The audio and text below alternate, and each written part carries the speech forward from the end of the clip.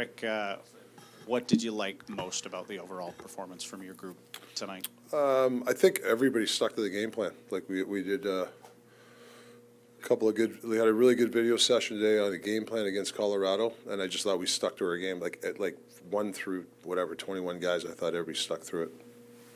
Elias Pettersson, the young defenseman, what are you seeing from him? What are you liking from him right now? Yeah, lots to like. You know, he's a bull out there. Strong, good first pass, can shoot the puck. I mean, there's just a lot to work with. You know, he's a prototypical D that you want on your team. And like as footy, and we were talking the other day with Ganch. We were in Dallas that game before the game. We were talking how there's lots to work with this guy. So, you know, he's a guy that we're glad we have. He's like I said. With the other Pettersson, Marcus Pettersson, what is it that Adam Foote maybe likes most about him and what he can bring to a lineup? Yeah, I think the underrated part, even talking to Sid, but just even watching him in Pittsburgh, he's a leader type. Like he's chirping on the bench, he's talking. Like usually guys that get traded, they're quiet. He's not quiet. Even the last time out, we were talking, and he was talking about going the weeks. Like he's not afraid to. You can tell he's got some leadership qualities in him, and it really adds to our room as much as on the ice. And Bluger playing with those two Swedes, is there something you've liked from them in the past 2 games? Are they finding something as a fourth line? I think they're really working hard. I thought they worked hard tonight, that line. I think Carlson and Hoggy really, and NP and Blues really worked hard tonight. So that's the identity we got to get from them, like an energy line. On DPD, I suppose, just to come back to it, been sort of fascinating to watch you guys use him. You know, he plays like 10 minutes the first 2 games, got up to third pair minutes, and then tonight, you know, for much of the game until sort of late, he was even top 4 or 5 on 5, but no defensive zone starts. When you sort of talk with Adam about how to sort of go through these phases, what's the design, what's the thought being put into it, and why? Yeah, I think young defensemen, you want to cocoon them a little bit, right? You want to make sure you get them in some good situations. I've always felt, you know, the D are the last line of defense, and when you make a mistake, you know, the spotlight's on them. So we really wanted to kind of guard him a little bit, but now that he's taken small little bites, we got to give him more. So we got to look into, like you said, maybe some more D-zone face-offs in our end, things like that. But I think, to me, young defensemen, especially early, you got to just give them small little bites. And I think that's really, whether it's my philosophy or footy's, we're on the same page. Across the last 2 games, and especially the latter 40 minutes tonight, the second and the third period, looked like your club was able to not just dictate play 5 on 5, but actually generate maybe more chances than you have. There some sort of dynamism offensively that you haven't always had over the course of the season. What do you attribute both the shift tonight after the first period, but also just generally from your group in Hughes' absence the last 2 games? Well, I don't want to overstate it, but I think Hedel and Drew O'Connor, the speed and their willingness to take the puck in the middle on a rush, like it's a little breath of fresh air when, you know, you see Hedel take that puck, he goes in the middle of the ice, and that's when things happen. So to just add in those 2 guys has helped our rush game. And you can see, like Yogi, we're smiling because that's the stuff we need, right?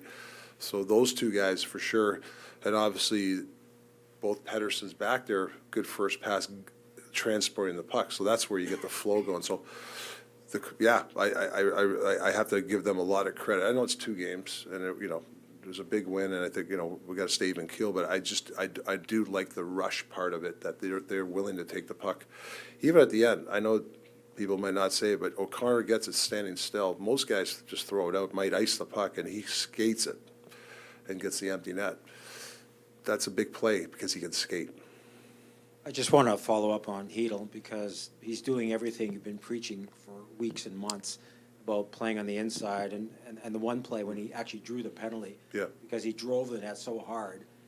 And then another play I really like, with the puck possession, he gets there, he has the patience to see if there's a trailer, he turns and finds the guy. I mean, these are the things you've been preaching. I'm wondering, can it be contagious when you show film to other guys about what Hedel's doing and how that can help other guys? Well, it helps in practice. Like, you know, we haven't had full practice with those guys yet either, so I got to give those guys credit. They haven't had a practice with us other than the morning skate. But when you practice and you practice with guys like that, Hedel, it is contagious. A lot of the games with, I call it when the guys are on your back and, you have the puck, he doesn't get rid of it, he holds it. And that's a big thing for offensive guys, when you hold it. So hopefully it is contagious when he's around. I can't believe we've gotten this far without talking about Demko. Yeah, should have been the first question. Yeah, he was outstanding. They had those, listen, that McKinnon line, especially that first period, they're fast. Trust me, behind the bench, you're watching them speed up, and those cross-ice passes, and he made those 2 big saves. They're 10-bell saves, right? And then we settled down, but I thought Demmer gave us a chance to settle us down. What can a performance like that do for his confidence as he's working his way back? We know that it's been a difficult season for him, and he's trying to get back to his level. What can this game do for him? Yeah, I think it was I think the last 3-4 games, his game's coming. And he had I forget, the Dallas game, I thought he was fine. What was the game before that? I thought he was outstanding. I can't remember the games, but he's been, his game's coming.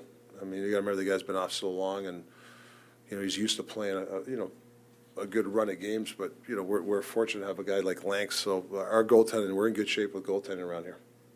Rick, with the 3 new guys, you're playing them in the final minute of the game. Yeah. Where does your confidence come to put them out in that situation? How do you decide that these 3 guys can be someone that you use in the final minute there? Well, just the last 2 games, I thought just watching them, I think it's important that there's a confidence level that I give them.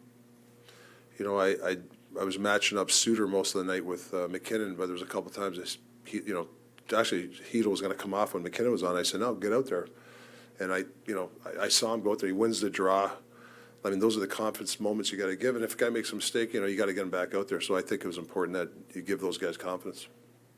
You talked about the speed of O'Connor and Hedel. Yeah. But one of the changes you made in the second period was putting those 2 with Brock Besser, who maybe doesn't have as much foot speed. But did it feel like it was necessary to kind of split up that top line because of that speed difference? Yeah, I just had a gut feeling after the first. I just, I thought the game before, I thought the other 3 lines, were good. I didn't want to break up everybody but I just felt switch Best with Garland and then put O'Connor up there to get some speed. I just had a feeling on that. And I think putting Dak on the checking line with Suter and Sherwood, I thought Dak was good. And he relishes that role. And I actually think Dak's starting to come. I think his last 3 games, he's chipping away at his game. And that's a huge force for us if we can get it. Like at the end, there are 2 minutes of the wall. He wins the wall battle. If they keep it in, who knows? So I think that's the stuff that, he can really supply for us. You get the power play in the third period.